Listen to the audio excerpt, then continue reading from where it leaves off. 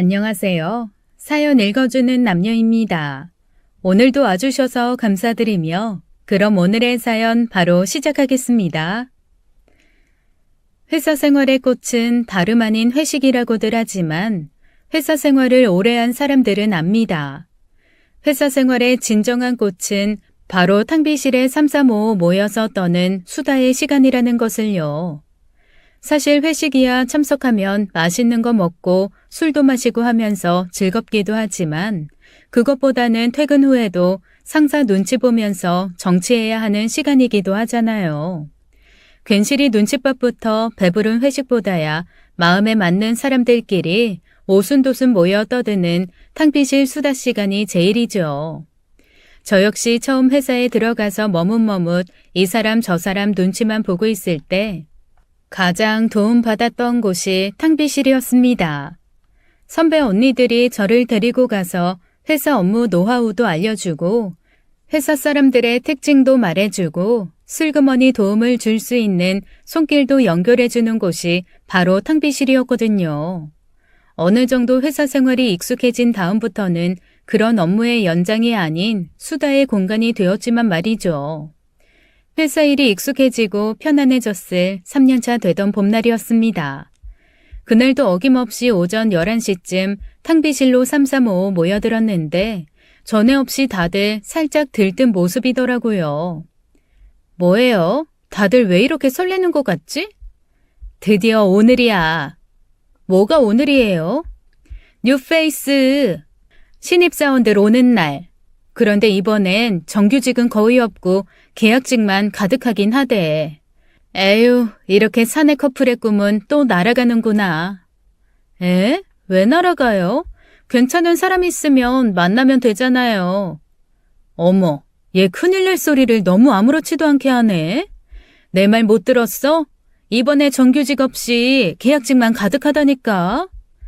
영문을 모르겠다는 얼굴을 하고 서 있는 저를 보며 선배 언니는 한숨을 푹 내쉬더니 등짝을 한 대 툭 쳤습니다. 그리고는 제게 진짜 중요한 비밀을 알려준다는 듯 진지한 얼굴로 그러더라고요. 남자는 무조건 정규직. 그래야 미래를 도모할 수 있지. 언제 잘릴지 모를 계약직 남자 만나서 무슨 고생을 하려 그래? 자기네 집 잘 사니? 아니, 가끔 보면 너무 현실 감각이 없어. 걱정된다, 걱정돼. 앞으로 남자 만나기 전에 꼭 나한테 보여주고 감정받아. 내가 왜 이 나이까지 솔로인 줄 알아? 눈이 더럽게 높아. 남자를 엄청 까다롭게 봐. 그러니까 내가 오케이 하면 그대로 만사 형통 통과다 이거지. 언니의 일장 잔소리는 그 이후에도 쭉 이어졌지만 사실 그 다음에 무슨 말을 했는지는 전혀 기억이 나지 않습니다. 언니의 어깨 너머로 각 부서를 돌아다니며 인사하는 신입사원들이 눈에 들어왔거든요. 아니, 정확하게 말하면 한 남자가 눈에 들어왔습니다. 뛰어나게 잘생긴 것도 키가 아주 큰 것도 아니었지만 이상하게 10명이 넘는 사람들 중에 그 사람만 보였어요. 표정이 다정했고 옷이 단정한 남자였습니다. 책상마다 돌아다니며 인사를 하던 신입사원들이 탕비실 앞에 멈춰서서 저와 그 선배 언니에게 인사를 하더라고요. 저는 멍하게 손에 컵을 든 채 인사를 나눴고 그 남자와 짧은 시선 교환을 했습니다. 나중에 들어서 알았지만 그날 그 사람은 제가 진짜 이상한 여잔 줄 알았대요. 컵에 들어있는 음료가 넘칠 것처럼 기울어진 것도 모르고 입을 반쯤 벌린 채 서 있어서 말이죠. 여튼 그 남자와 저는 서로 동상이몽에 첫 만남을 뒤로하고 한 회사에서 일을 하게 되었습니다. 운명의 장난인지 행운의 여신이 손을 뻗쳐준 것인지 10명이 넘는 신입사원 중 그 남자가 제가 속해 있는 팀, 그것도 제 직속 부하 직원으로 배속이 되었습니다. 저는 처음 느끼는 이 감정이 대체 호감인지 아니면 사회생활하면서 처음 맞는 후배맞이 선배의 설렘인지 구분하기도 전에 그와 사랑에 빠지고 말았어요. 그는 첫인상처럼 다정다감한 사람이었습니다. 말 한마디를 해도 속에서 고르고 고르는 게 느껴졌죠. 가난한 집에서 한 번도 하고 싶은 거 하면서 잘한 적이 없었지만 몸에 배려가 배어 있었고 양보가 습관이 된 사람이었습니다. 때로는 그 배려와 양보가 좀 과하지 않나 싶은 생각이 들 정도로 깍듯하고 예의가 바른 남자였죠. 일도 잘했어요. 다들 정규직이 아니라는 것을 안타까워할 정도로 일머리도 있는 편이었고 조금 부족한 것은 성실과 노력으로 메우는 사람이었습니다. 오죽하면 까칠하기가 이루 말할 수가 없어서 별명이 대까챙이인 팀장님이 몸소 나서서 그의 계약직 기간을 계속 갱신해줄 정도였으니까요. 사랑하지 않을 이유가 없는 사람이어서 저는 정말 솜에 물이 스미듯 사랑에 빠져버렸고 계약직은 쳐다보지도 말라고 했던 그 선배 언니조차도 그 사람은 인정한다며 잘 만나보라고 했습니다. 뭐 사내 연애가 쉽지는 않았어요. 특히 저는 대학원을 졸업한 공채 정규직이었고 그는 고등학교 졸업한 계약직이다 보니 회사 내에서 암암리에 존재하는 업무의 벽이 가끔 저희를 어색하게 만들었거든요. 승진도 저는 쉽게 후보에 오르고 중요한 업무도 맡겨지곤 했지만 그는 능력에 비해 소소한 일만 하면서 소모되어 갔습니다. 그러지 말고 야간 대학이라도 다니면서 미래를 좀 준비해보는 게 어때? 나 퇴근하고 아르바이트 하잖아. 그나마 계약직이라서 투잡 뛰는 거 가능한데 투잡 막는 정규직도 많고 일단 한 푼이라도 벌어야 해. 고등학교 때부터 일이랑 공부랑 병행했다며. 그 돈 다 어디 갔어? 사실 연애를 3년 가까이 하면서 한 번도 그에게 돈 벌어 어디에 쓰냐고 물어본 적이 없었습니다. 급여도 제가 좀 더 많았고 데이트 비용이야 그냥 더 버는 사람이 쓰면 된다고 생각해서 제가 많이 부담했거든요. 그도 저한테 빌붙는 타입이 아니었고 서로 암묵적으로 조율을 하며 만났으니까요. 그래서 사실 그의 집안 사정까지는 알 수가 없었습니다. 3년 만나면서도 처음 물어본 말이었어요. 그러자 그가 머뭇거리면서 자기 집안 사정을 털어놓더라고요.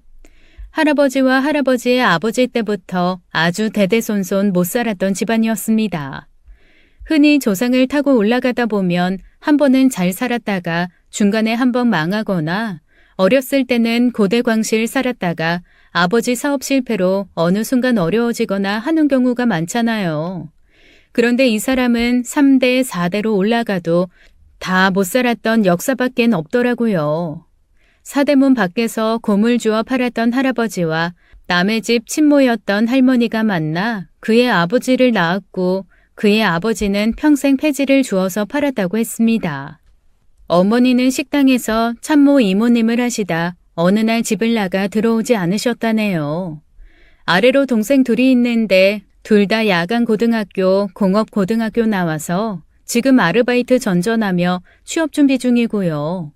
한마디로 움치고 뛸래야 도망갈 구석 없는 집의 장남이었습니다. 게다가 아버지가 얼마 전 오래 앓고 계시던 심장병이 심해져서 아내의 심장 박동기를 넣는 수술까지 하시는 바람에 꾀꼬리 짬짬 조금 모아두었던 돈도 싹 거기 들어가고 없는 살림에 대출까지 받아서 병원비를 대고 있더라고요. 그 얘기를 듣고 처음에 들었던 생각은 참 대단하다라는 거였습니다. 저라면 아마 그중 하나만 제 상황이었어도 스트레스 때문에 쓰러졌을 거예요.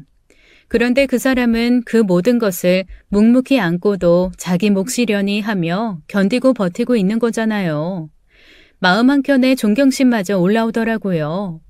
그리고 그 순간 저는 돌이킬 수 없는 짓을 충동적으로 저지르고 말았습니다. 결혼하자. 뭐라고? 지금까지 내가 한 얘기 안 들었어? 들었어. 그러니까 결혼하자고. 혼자 하는 것보다 둘이 하는 게 나을 거 아니야. 말도 안 돼. 자기 부모님이 허락하시겠니? 여자친구가 결혼하자고 했는데 반응이 말도 안 되는 게 더 말이 안 되는 거 아니야? 결혼하자니까. 우리 부모님은 내가 알아서 해. 제가 그 유명하다는 최 씨 고집입니다. 제 고집을 꺾을 수 있는 건 아무것도 없어요. 그리고 그 사실을 무엇보다 제 부모님이 제일 잘 아시죠. 제가 3살 때인가 그때 깨달으셨대요. 얘 고집 꺾을 사람 아무도 없다고.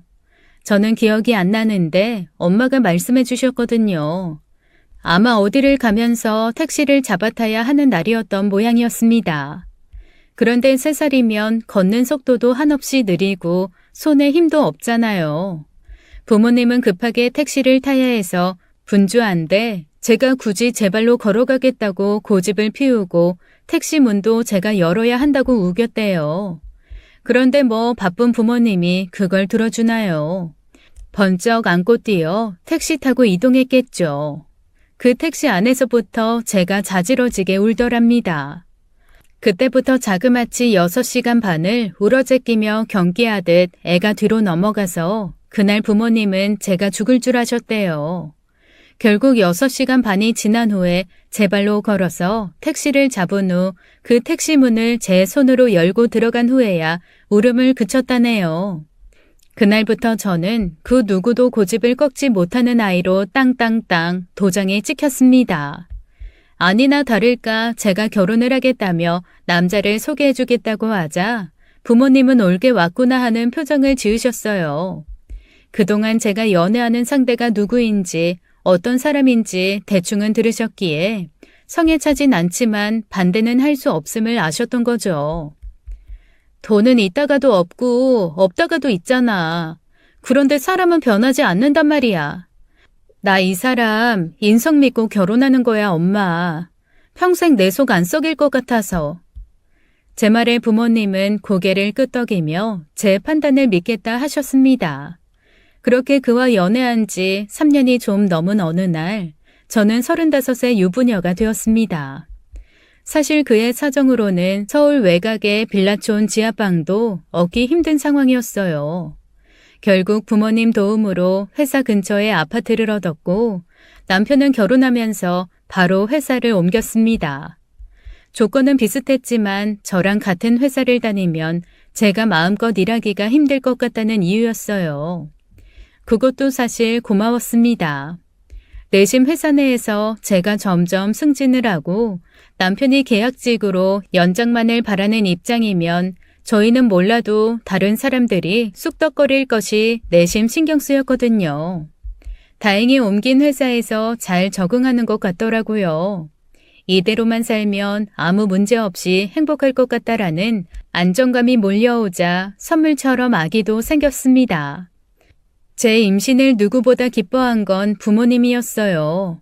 남편도 기뻐했겠지만 제가 손귀한 집 딸이라 부모님이 진짜 뛸 듯이 행복해 하셨죠. 저희 오빠가 6대 손이고 저는 외가친가 통틀어 딱 둘밖에 없는 딸이거든요. 오죽하면 엄마는 제 마음 편하라고 회사 옮겨준 사위의 그 진심이 아기를 데려왔다며 선물로 차도 한 대 뽑아주셨습니다. 그 사람이 새로 구한 직장이 조금 멀리 가야 해서 사실 차가 한 대 있으면 편하기는 하거든요.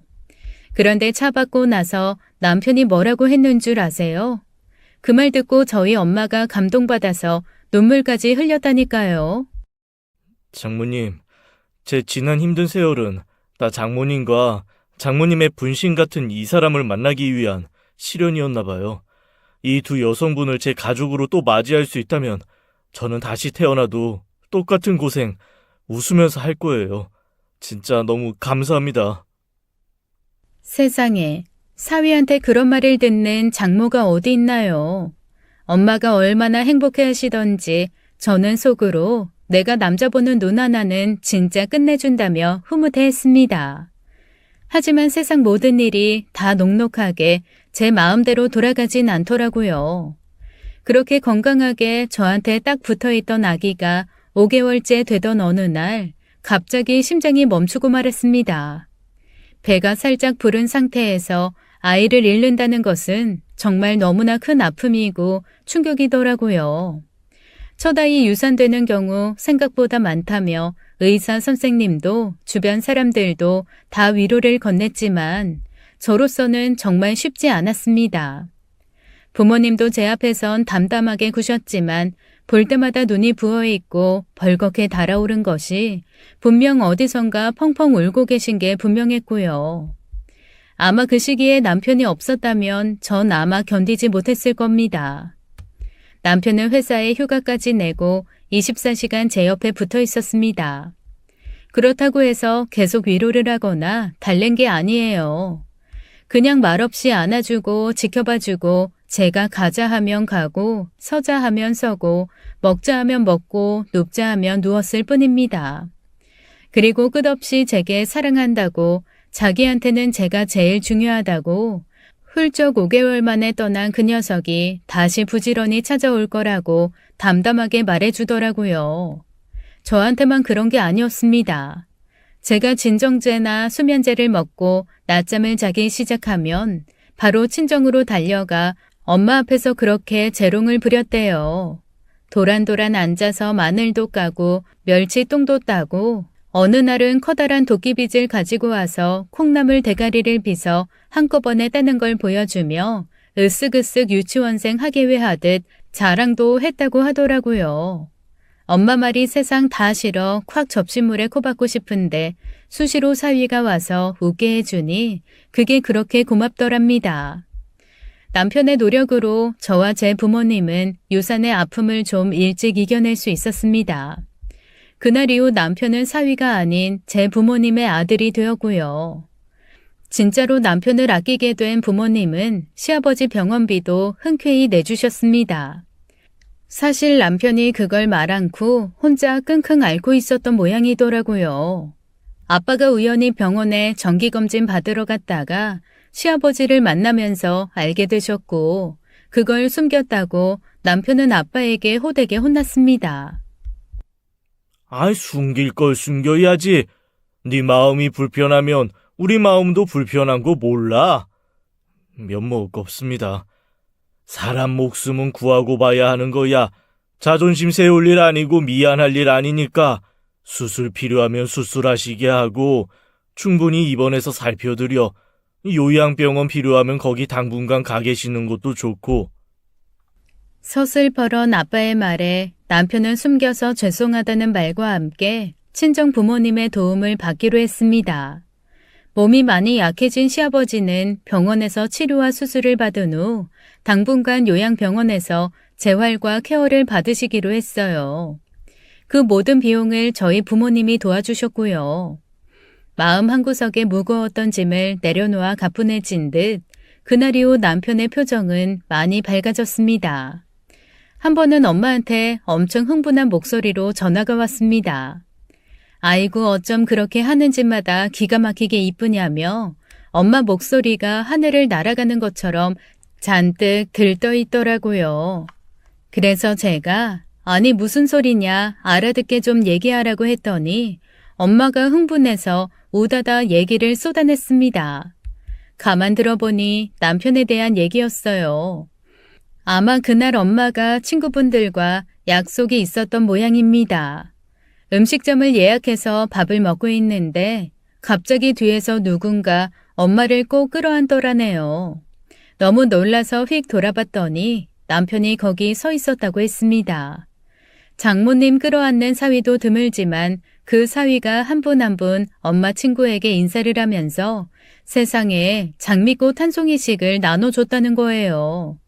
다들 너무 놀라서 이 나이 될 때까지 남자한테 꽃 받아본 거 처음이라는 분도 계셨고 아니 어쩜 이렇게 로맨틱한 걸 어디서 나타나서 갖다 주냐고 너무 좋아들 하셨대요.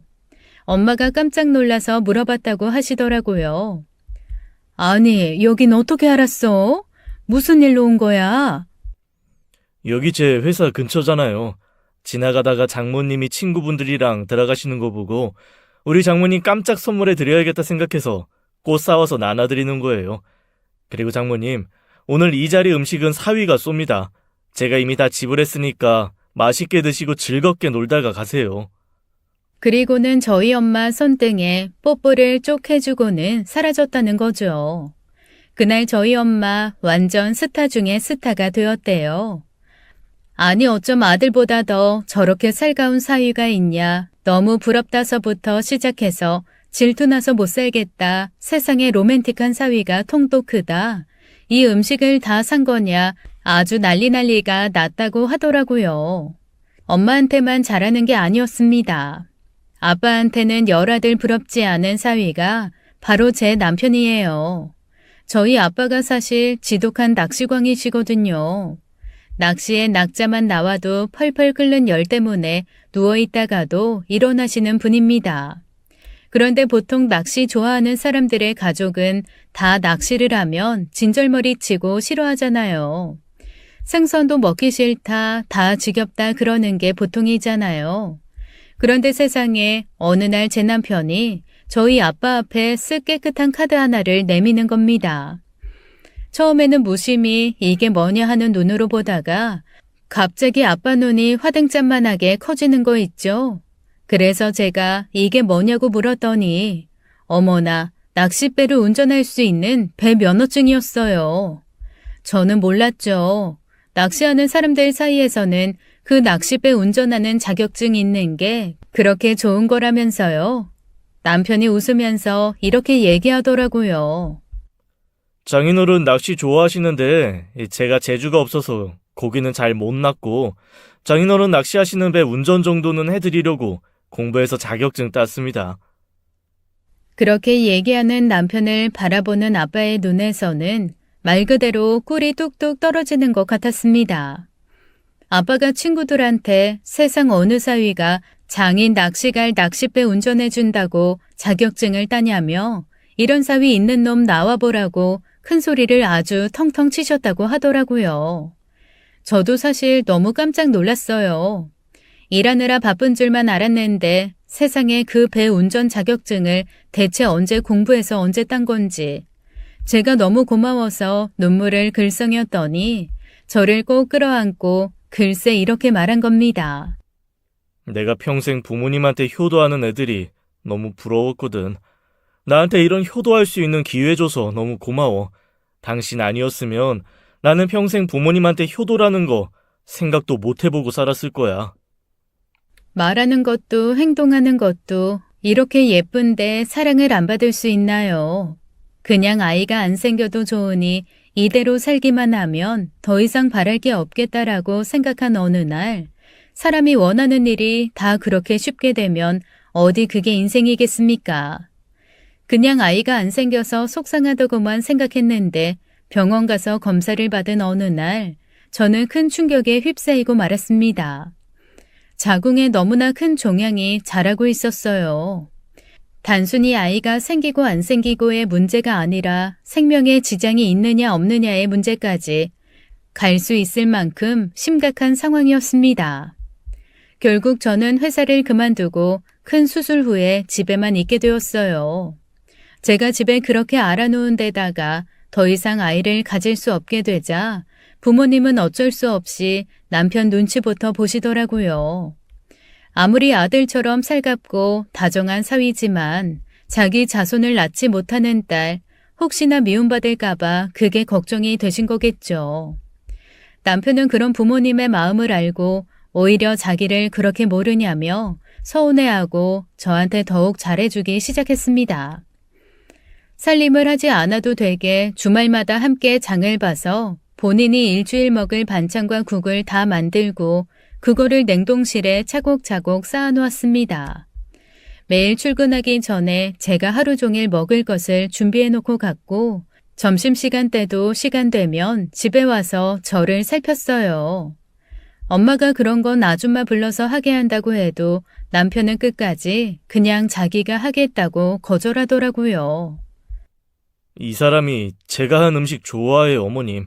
그리고 이런 거 저런 거 같이 하면서 저희끼리 얘기도 하고 이 사람도 이 핑계로 몸도 좀 움직이고 그래야 빨리 건강해지죠.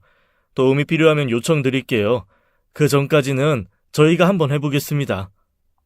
의지하지 않고 그렇게 해보려는 것도 저희 엄마 아빠한테는 너무나 예쁜 모습이었던 모양입니다. 아빠랑 엄마가 남편을 바라보는 눈빛이 점점 더 신뢰 가득한 따뜻한 것으로 변해가는 게 제 눈에 보일 정도였으니까요. 그런데 참 왜 모든 안 좋은 일은 이렇게 차곡차곡 차례대로 찾아오는 걸까요? 제가 그렇게 알아 누워있는 와중에 남편은 직장을 잃게 되었습니다.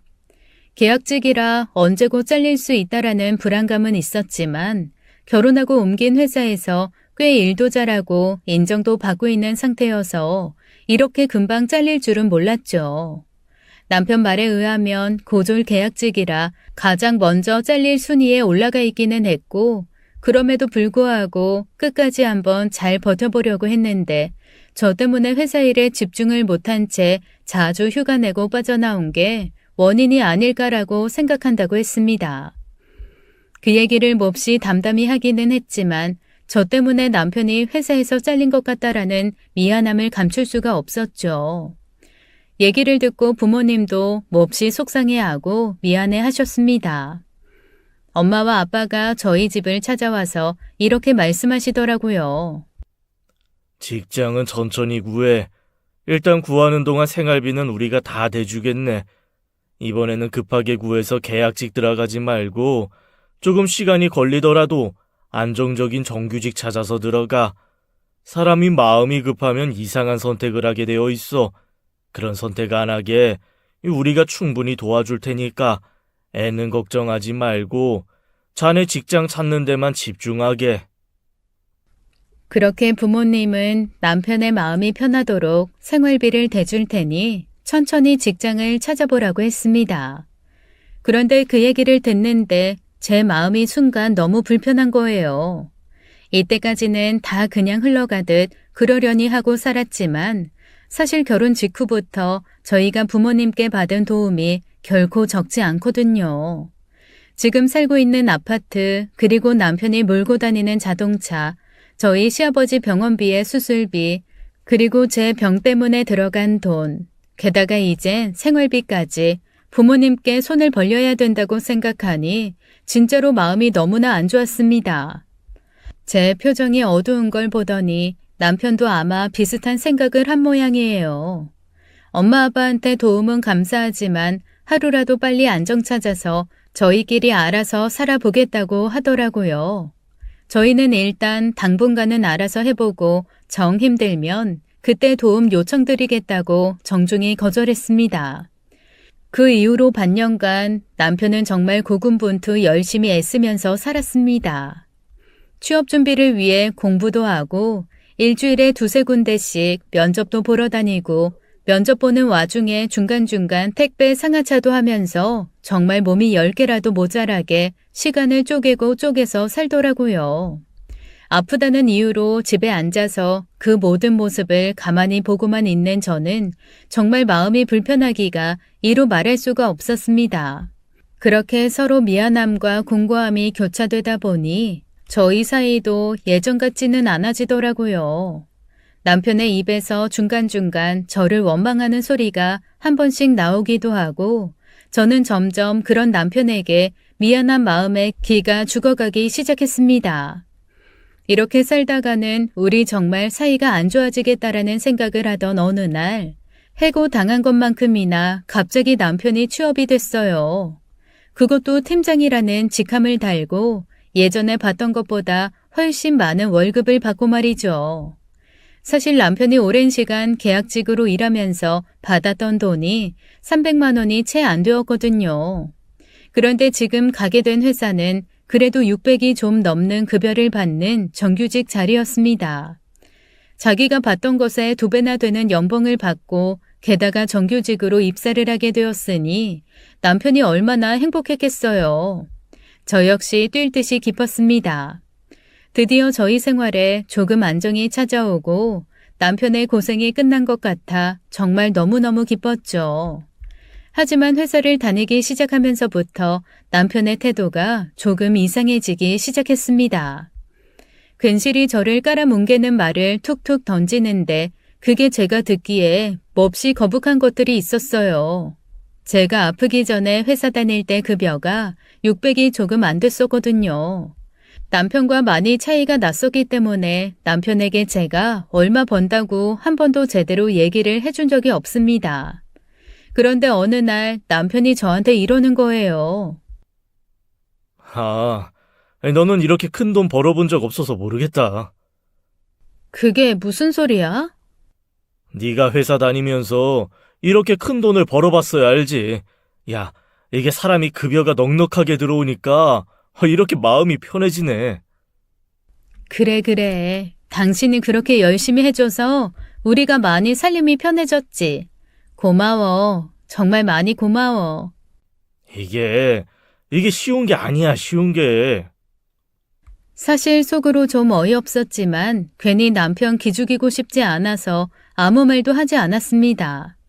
지금 남편이 받는 그 급여, 제가 퇴직 전에 받던 급여랑 비슷했거든요. 하지만 제가 또 그런 얘기를 하면 그냥 괜히 기죽였다 할 것 같아서 그냥 아무 말도 없이 가만히 있기로 했습니다. 하지만 그날 이후 점점 남편의 태도는 조금 이상해져 갔어요. 자꾸만 저를 무시하는 언행을 하고 저한테 툭툭거리기 시작하더라고요. 그동안은 집에서 그냥 쉬면서 건강하게 자기 옆에만 있어달라고 하던 사람이 자꾸 집안일을 가지고 트집을 잡기 시작했습니다. 집구석에 처앉아 있으면서 청소도 제대로 못한다고 구박을 하지 않나, 와이셔츠에 칼각 세워 다려놓지 않았다고 와이셔츠를 던지지 않나, 급기야는 아침 출근하는 남편 밥도 제대로 안 차려준다고 저한테 글쎄 식충이 영혼이 쉬었다고 하는 거 있죠. 너무 억울하고 서러웠지만 매번 제가 뭐라고 하면 싸우기만 할 테니 그냥 한 귀로 듣고 한 귀로 흘렸습니다. 하지만 마음은 점점 더 괴롭고 힘들어져만 갔죠. 그런데 그렇게 하루하루가 고비 같고 깊은 산 같은 제 삶에 정말 큰 어려움이 닥쳐왔습니다. 친정아빠가 정말 급작스레 돌아가셨거든요. 낚시도 좋아하고 산 타는 것도 즐겨 하셨던 아빠는 정말 건강 그 자체였습니다. 저희 식구들이 모여서 얘기할 때마다 우리 식구 다 세상 떠나고 아빠 혼자 남아있으면 어떡하냐고 농담처럼 걱정을 할 정도였으니까요. 가족끼리 놀러가서도 가장 늦게까지 체력이 떨어지지 않는 사람이 아빠였는데 갑자기 늘어난 사업 규모에 혼자 늦게까지 회사에서 서류를 보시다가 심근경색이 온 것을 아무도 몰랐던 거죠. 업무 시간에 쓰러지셨으면 바로 병원으로 옮겼겠지만 늦은 밤 홀로 계시다 쓰러진 거라 다음 날 경비원이 발견했을 때는 이미 숨을 거두신 지 몇 시간이 지난 후였습니다. 황망하기 그지없는 죽음이었어요. 너무 갑작스럽게 세상을 떠나신 아빠와 남겨진 사업체, 장례 절차까지 복잡한 게 정말 많았습니다. 특히 아빠의 사업은 정말 기기를 특수한 배에 납품하는 일이어서 아무나 할 수 있는 일이 아니었거든요. 엄마와 오빠 그리고 저는 오랜 시간 논의한 끝에 동업자와 다름없이 아빠와 사업을 이끌어 오셨던 이사님께 회사를 넘기고 사업에서는 손을 떼기로 했습니다. 아빠가 남긴 재산 역시 저와 오빠는 상속 포기를 하고 엄마에게 모두 드리기로 했어요. 엄마가 오랜 시간 봉사하는 단체가 여러 곳이 있는데 저희가 어렸을 때부터 부모님이 늘 습관처럼 하셨던 말씀이 있거든요. 우리가 지금 쓰는 돈은 우리 돈이 아니야. 하늘에서 잠시 우리한테 맡기신 돈이거든. 그래서 함부로 내 것처럼 쓰면 안 돼. 우리가 넉넉히 잘, 올바르게 쓰다가 언젠가 우리가 하늘로 돌아갈 때는 더 필요한 사람들에게 흘려보내야 해. 그러니까 너희들 엄마 아빠 유산 받을 생각은 조금도 하지 마. 살아있는 동안 내 자식들이니 누릴 수 있는 아늑함은 내가 아낌없이 주겠지만 나 죽고 나서 내 재산 가지고 뭐 할 생각은 애시당초 하지 말라는 얘기야. 그 얘기를 너무 어렸을 때부터 들어서인지 당연히 아빠가 남기신 재산은 엄마에게, 다시 엄마가 돌아가시면 사회로 흘러가는 게 저희 남매에게는 머릿속에 콕 박혀있는 순서였습니다. 그런데 정말 의외의 복병이 나타나더라고요. 저는 솔직히 저희 남매가 이런 결정을 하면 제일 먼저 펄펄 뛸 사람이 제 새언니라고 생각했거든요. 그런데 의외로 새언니는 당연하게 받아들이더라고요. 어머니 노후자금 충분히 쓰시다가 돌아가시면 다니시면서 봉사하시던 곳에 나눠주시면 되겠네요. 아니면 살아생전에 미리 장학재단 같은 것을 만드셔도 좋고요. 요즘엔 종교단체 통해서 장학헌금, 장학기부금 이런 거 많이 하던데 그런 것도 한번 고려해보세요. 새언니 말을 듣고 엄마는 많이 고마워하셨습니다. 며느리 입장에서 서운할 수도 있는데 그럴 줄 모르셨던 거죠. 변수는 바로 제 남편이었습니다. 누구보다 아빠의 생각과 삶의 방향에 동의하는 것 같았던 사람이 정말 한순간에 바뀌더라고요. 좋은 사람인 척, 그러고 살다가 자기 권리 다 뺏기고, 결국 남한테 좋고, 가족한테 나쁜 사람이 되는 거야. 제일 나쁜 거라고, 그렇게. 그게 무슨 소리야? 남한테 좋고 가족한테 나쁜 사람이라니. 자기 핏줄들한테는 하나도 안 남기고, 다 남 준다는 게 그러면 정상이냐? 너도 그래. 지금 우리가 상속 포기 같은 고상함 떨 때야? 챙길 건 챙기고, 우리 기반 만들 건 만들어야지. 너도 진짜 배가 덜 고팠구나. 왜? 남편이 벌어다 주는 돈으로 띵까띵까 먹고 노니까 다른 생각이 안 나? 그냥 빌어먹는 삶에 익숙해진 거야? 세상에, 그런 말이 어딨어. 그리고 엄밀히 말하면 그게 왜 우리 돈이야? 내 아빠가 평생 걸려 모은 돈, 자기 아내한테 주는 거, 그게 왜 나빠? 돈을 어디 쓸지는 그 돈 주인이 결정하는 거지. 남이 뭐라고 할 수 있는 게 아니잖아. 그래. 평생 그렇게 고상 떨다가 고생해라. 난 내 거 챙기면서 똑똑하게 살란다. 그때가 저와 남편이 가장 크게 싸웠을 때였습니다. 그 이후로는 싸울 일도 없었어요. 집에 들어와 얼굴 마주칠 일이 있어야 싸우죠. 대놓고 야근 핑계로 집에 새벽에 들어오거나 아니면 주말에 근무가 있다고 주말에도 나가버리는 때가 많아졌습니다. 대체 빨래는 어디서 하고 옷은 어떻게 갈아입는지 그것조차 제 손을 잘 빌리려고 하지 않더라고요. 회사 근처 드라이 클리닝 하는 곳에서 하는 게 훨씬 더 잘해준다며 신경 쓰지 말라는데 제가 봤을 때 남편이 입고 있는 옷은 세탁소 솜씨가 아니었습니다. 뭔가 의심스럽기 시작했죠. 의심의 씨앗이 한 번 심기니 걷잡을 수 없이 커지더라고요. 그날부터 남편의 일거수일투족을 세밀하게 지켜봤습니다. 처음 몇 달은 그래도 집에 안 들어오는 날은 없었어요. 새벽이 되더라도 집에는 들어오더라고요. 그런데 또 술에 취해서 들어오지는 않았습니다. 즉 멀쩡한 정신으로 멀끔한 모습을 하고 새벽에 집에 들어오는데 들어와서도 바로 자는 게 아니라 핸드폰을 한참 만지작거리다가 잠들곤 했습니다. 제가 뭐 하냐고 물어보면 회사 일이 퇴근하면 끝나는 건 줄 아냐며 오히려 저를 타박했고요. 일을 제대로 해본 사람 맞아? 퇴근하면 바로 일이 끝나냐? 이 시간에도 이메일 오고 확인해 줄 건 해줘야지. 그래야 내일 아침에 바로 피드백 받고 그럴 거 아니야. 하지만 저 어렴풋이 깨닫고 있었습니다. 아니 어느 거래처에서 새벽 1시에 이메일로 의견을 물어오나요? 어떤 미친 직원이 밤 11시 12시에 문자로 전화를 달라고 하나요? 그 말이 안 되는 소리를 말이 되는 것처럼 짓거리며 남편은 점점 달라진 모습을 제게 보여주기 시작했습니다. 모든 것이 불륜의 정황 증거였죠. 아침에 입고 나갔던 옷이 저녁에 바뀔 때도 있었고 빨래통에 들어있는 속옷이 제가 모르는 것일 때도 있었습니다. 게다가 운동이라면 질색하던 사람이 글쎄 갑자기 헬스클럽을 끊었다며 매일 샤워를 하고 들어오더라고요. 회사 끝나고 바로 운동 갔다가 거기서 씻고 오는 거라는데 제가 바보도 아니고 그 말을 믿겠어요. 누가 맡아도 백화점에서 산 듯한 향수가 남편의 몸에서 풍겨오고 제가 못 봤던 소품들도 소소하게 생겼습니다. 처음 연애할 때 첫 생일 선물로 사주었던 지갑. 정말 낡고 낡았어도 남편은 그게 행운의 상징이라며 절대 버리지 않았었거든요. 그런데 어느 날 지갑도 바뀌어 있더라고요. 당신 지갑 바꿨어? 지갑이 구질거려서 돈이 안 들어오는 것 같아서. 버렸어? 그거 내가 사준 첫 선물인데. 야, 너랑 나랑 산 지가 몇 년인데 아직도 그런 거에 의미 부여하고 그러냐? 너랑 나 이제 가족이야. 동지라고. 뭐야, 그러면 당신 눈에는 이제 내가 여자가 아니야? 그런 거야? 새삼스레 왜 그래? 말이야 바른 말이지. 네가 여자로서 나한테 해줄 수 있는 게 뭔데? 뭐 아이를 낳아줄 수 있냐? 아니면 멋진 마누라 노릇을 해줄 수 있냐? 그냥 피차. 너랑 나랑 의리로 사는 거니까 더 이상 복잡하게 굴지 마. 저는 그 말이 너무 충격이었습니다.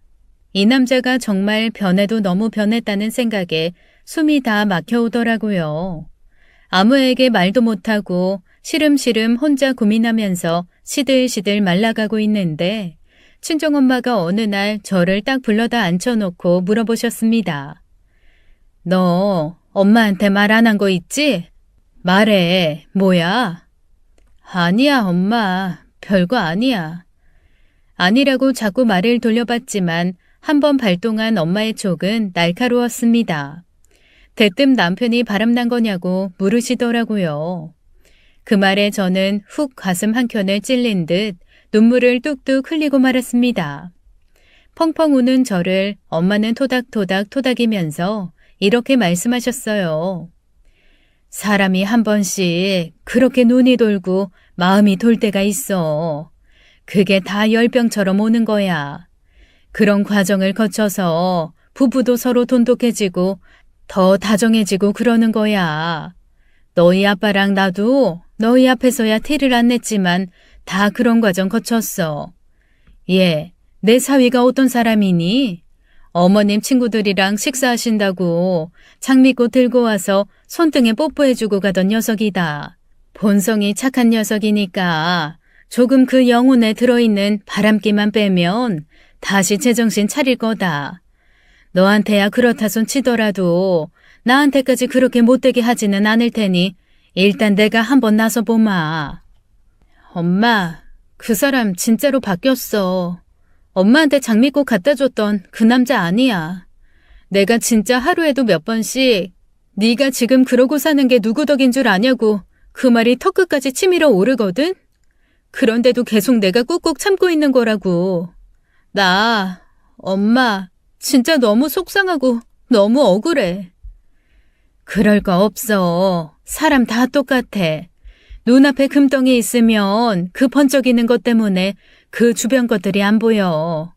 금덩이를 살짝 보자기로 덮으면 그제서야 아차 싶어서 주변 둘러보게 돼 있어. 얼마 뒤면 박서방 생일이지? 생일상 거하게 차려서 내가 한번 잘 다독여 볼 테니까 생일날 일단 집에나 일찍 들어오게 만들어. 친정엄마의 다독거림을 듣고 저는 간신히 마음을 가라앉혔습니다. 그리고 남편 생일 며칠 전부터 계속 엄마가 생일상 차려준다고 했으니까 꼭 그날만은 늦지 말고 집에 잘 들어와 달라고 신신당부를 했습니다. 제 말의 건성으로 그냥 고개를 끄덕이던 남편이 불안했지만 설마 그 말까지 안 들어줄 줄은 몰랐죠.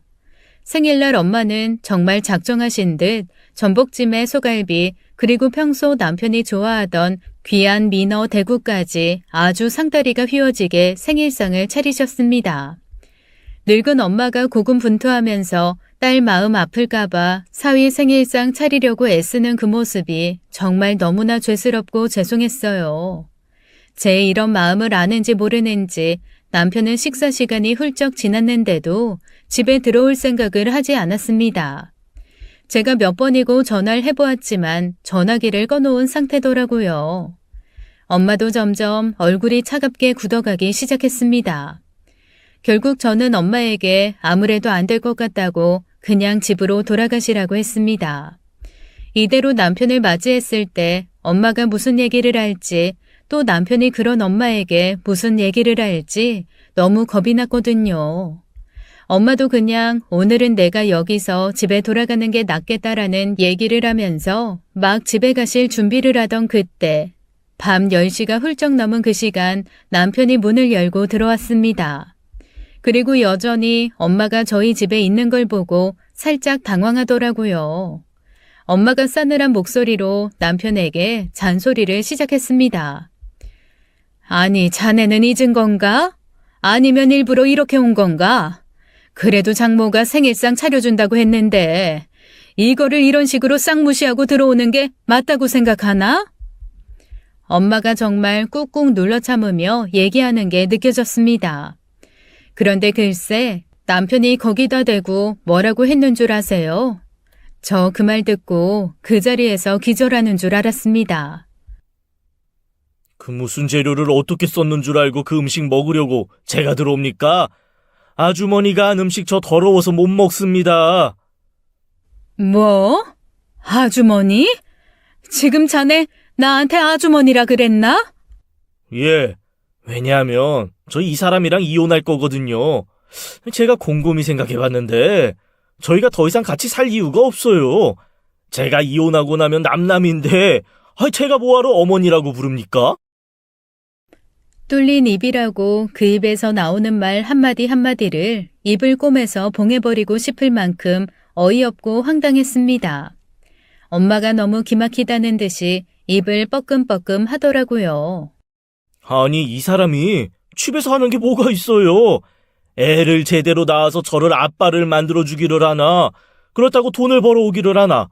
이 사람, 제 인생에 이제 아무런 이득이 없는 사람이에요. 제가 가난하고 힘들었을 시절이야 뭐 그냥 아쉬운 대로 살자고 같이 살았겠지만 제가 지금 뭐하러 지금까지 이 사람하고 같이 삽니까? 저 이 사람이랑 같이 살 이유가 없어요. 자네, 그러니까 지금 할 말 다 한 건가? 아줌마, 그렇게 함부로 자네 하지 마십시오. 제가 아줌마한테 자네 하는 얘기 들을 그럴 사람이 아니에요. 이번에 아마 승진도 하게 될 텐데 승진하게 되면 조만간 몇 년 안에 임원 자리 딸 거고 그렇다면 저도 좀 세련되고 멋있고 사위한테 좀 재산도 턱턱 넘겨줄 수 있는 그런 집이랑 인연을 맺어야 되지 않겠습니까? 제가 언제까지 구질구질하게 제 계약직 시절 기억하고 저 무시하는 이런 여자랑 살아야 됩니까? 그것도 빈궁 마마랑요. 남편이 비아냥거리듯 빈궁 마마라고 하는 그 말에 저희 엄마는 휘청이며 쓰러지실 뻔 하셨습니다. 제가 아파서 자궁을 드러낸 그 이야기를 저렇게 빈정거리며 하는 게 남편이고 사위라는 게 저도 엄마도 못내 분하고 억울했죠. 지금 말 다 했나? 내 딸이 아파서 이러고 누워있는 것도 나는 안쓰럽고 손발이 덜덜 떨리고 불쌍해 죽겠는데 뭐? 빈궁마마? 그게 지금 남편이라는 사람 입에서 나올 소리라고 생각하나? 제가 못할 소리 했습니까? 맞는 말이잖아요. 이 사람 빈궁마마 맞잖아요. 애도 못 낳는 이 사람 솔직히 여자로 안 느껴진 지 오래됐습니다. 그래서 바람 피고 있는 건가? 이거 바람이라고 할 수 없죠. 뭐 일종의 정당방위랄까? 뭐? 정당방위? 그럼요. 저는 혈기왕성하고 건강하고 충분히 누군가의 아빠가 될 수 있는 그런 남성인데 이 여자는 그런 저를 받쳐주지 못하는 거잖아요. 그러면 저는 어떻게 제 핏줄을 만들기 위해서라도 건강하고 멋지고 세련된 제 수준과 맞는 그런 여자를 찾아야 하는 거 아닙니까? 그러니까 이거 바람 피우는 거 아니에요. 정당방위입니다. 그래서 제가 정정당당하게 이혼을 요구하는 거예요. 있는 재산 절반으로 나누면 될 것 같고 그동안 이 사람 아파 누워서 제가 벌어먹인 거 있지만 결혼 초에 아주 잠깐 이 사람이 혼자 돈 번 적 있으니 위자료 굳이 받지 않겠습니다. 그냥 조용히 헤어지기만 하면 됩니다. 깔끔하게 헤어지는 걸로 그냥 다 정리하도록 하죠. 저희 엄마가 얼마나 주먹을 꼭 쥐고 부들부들 떠셨는지 엄마의 손바닥에 손톱이 파고들어 피가 맺힐 지경이었습니다. 제가 눈물을 뚝뚝 흘리며 엄마의 손을 조용히 잡아 끌었어요. 더 이상 아무 얘기도 하지 말라는 저만의 표시였죠. 엄마는 조용히 남편에게 아주 차분한 목소리로 물어보셨습니다. 지금 내 앞에서 했던 이 말 후회 없지? 남편이 있는 대로 코웃음을 치며 엄마한테 얘기하더라고요. 후회는 내가 이 여자 만나서 결혼한 거 그 시점부터가 후회지 앞으로의 인생에 후회라 없습니다. 그래, 그 말 내일도 모레도 편치 않기를 바라네. 편할 리가요. 쓸데없는 걱정은 넣어두시고 저 구질구질한 음식들 저는 입에도 안 댈 거니까 가져가시죠. 저걸 누가 먹습니까? 저런 싸구려 집밥 저 절대 안 먹습니다. 그렇게 못된 소리를 우르르 늘어놓은 남편이 방으로 들어가 버리고 엄마는 가만히 저를 바라보셨습니다. 제가 엄마를 보면서 그냥 고개를 끄덕였어요. 엄마 생각이 내 생각이라는 저만의 표시였죠. 엄마가 고갯짓을 툭 하시더라고요. 그 고갯짓이 뭘 의미하는지 잘 알고 있었습니다. 방으로 들어가 제 짐을 챙기기 시작했어요. 사실 얼마 전부터 무슨 생각이 들었는지 언제고 이 집을 나가야 될 일이 있을 수도 있겠다라는 생각이 들어서 차근차근 짐 정리는 1차적으로 해둔 상태였거든요. 트렁크 2개가 금방 찼습니다.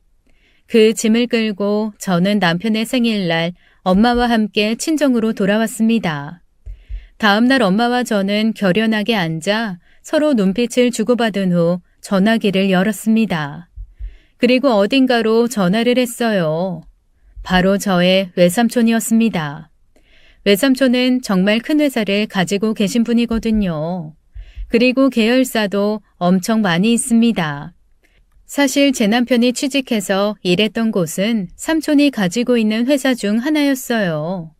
삼촌이 오랜 친구분과 합작으로 회사를 만들면서 대표는 그 친구분 이름으로 하고 투자는 100% 삼촌이 하셨거든요. 당연히 주식 지분은 대부분 삼촌에게 가 있지만 표면적으로 삼촌 이름이 드러날 일은 없는 회사인 거죠. 그 삼촌 친구분도 저 어렸을 때부터 잘 아는 분이라 저 역시 그분을 삼촌이라고 부릅니다. 가족끼리 모두 진짜 가족보다 끈끈한 관계거든요. 남편이 계속 취업을 못하고 저 때문에 애명글면 애쓰는 걸 보면서 엄마가 저한테 먼저 제안을 하신 일이었습니다. 예, 내가 우리 오빠한테 뭐 부탁하는 거 정말 싫어하기는 하는데 박서방 언제까지 저렇게 고생시킬 순 없잖니. 그냥 네 외삼촌 회사에 집어넣어서 일을 하게 해도 되지 않을까? 박서방이 일은 잘한다며. 엄마, 삼촌 엄청 냉정하신 분인데 일자리 허락해 주시겠어? 아유, 그러니까 일 못하는 사람 들여보내고 일하게 해달라는 거 아니잖아. 일 잘한다며. 응, 일은 잘하는 편이야. 그건 내가 같이 해봐서 알아. 그래, 그러니까 이력서라도 한번 넣어보라고 해. 네가 한번 설득해서 이력서만 넣으면 그 다음부터는 엄마가 알아서 할게. 그래서 제가 진짜 제가 했던 프로젝트까지 남편이 했던 것처럼 꾸며서 영혼을 갈아 넣어 이력서를 작성하고 남편 손에 들려보냈던 거였습니다. 그렇게 남편이 취업을 할 수 있었던 거죠. 저와 엄마는 삼촌에게도 신신당부를 했어요. 남편이 혹시 자존심 상할 수 있으니 저희 때문에 그곳에 들어갔다는 얘기는 절대 하지 말라는 신신당부였어요. 삼촌 역시 이력서를 보고 일은 잘할 것 같아서 고용을 한 거지 우리 부탁으로 고용한 게 아니니 자기와 우리 집의 상관관계를 말할 필요는 없다고 딱 잘라 얘기하셨고요. 그렇게 들여보낸 회사였는데 그 회사에서 돈 받아 먹으며 그렇게 거만을 떨고 바람을 피웠으니 제가 더 이상 그 회사에 제 남편을 둘 이유가 없잖아요. 게다가 제 얘기를 듣고 화가 나신 삼촌이 며칠 뒤 저한테 아주 놀라운 얘기를 알려주셨습니다. 글쎄 남편의 상간녀가 삼촌 회사 여직원이래요. 알고 보니 그 여직원은 어느 날 갑자기 하늘에서 떨어진 듯 팀장으로 제 남편이 오니 속으로 은근 저 사람 뭔가 엄청난 연줄이 있겠구나 싶어 꼬리를 쳤던 겁니다. 이 멍청한 남편놈은 그것도 모르고 자기가 잘나서 어리고 예쁜 여자가 자기한테 들러붙어 팀장님 좋아해요, 사랑해요 하는 말에 혼이 훌쩍 나가버린 거죠.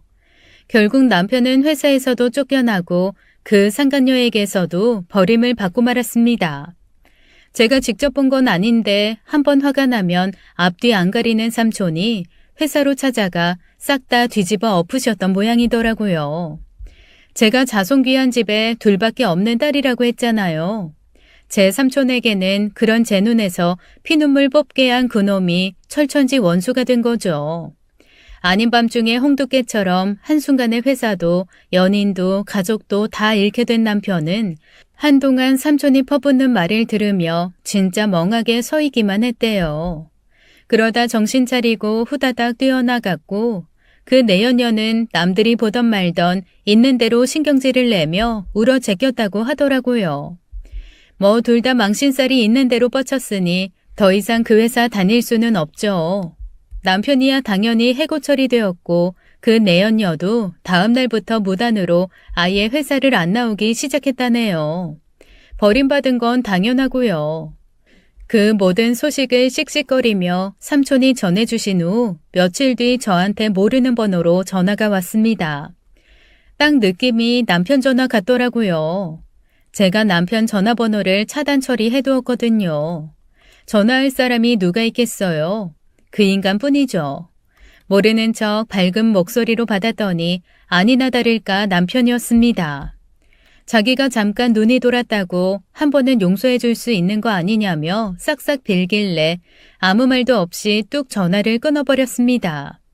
그러자 몇 시간 되지 않아 집 대문 앞에서 애타게 저를 부르는 소리가 들렸어요. 그대로 경찰에 전화해서 신고를 넣어버렸죠. 어차피 이 집도 내놓고 팔아버린 상태라 며칠 안에 이사는 갈 거지만 저렇게 또 찾아올 수 있으니 아예 호텔을 잡아서 며칠 거기 머물까도 생각 중입니다. 엄마도 혹 찾아오면 한 대 후려 팰 것 같다며 차라리 이사를 가겠다고 하시더라고요. 그래서 오빠네 집 근처로 엄마와 제가 살 집을 알아보는 중입니다. 조만간 전화번호도 바꿔버리려고요. 한번 혼자서 시아버지, 아니 이젠 시아버지도 아니죠. 중증 병세에 치매까지 와서 보살핌이 필요한 자기 아버지와 함께 가난해서 허덕이는 삶으로 다시 한번 가보라죠. 절대 용서란 없습니다. 지금까지 사연 읽어주는 남녀였습니다. 끝까지 시청해주신 여러분 감사드리며 저희는 다음 사연으로 돌아올게요. 감사합니다.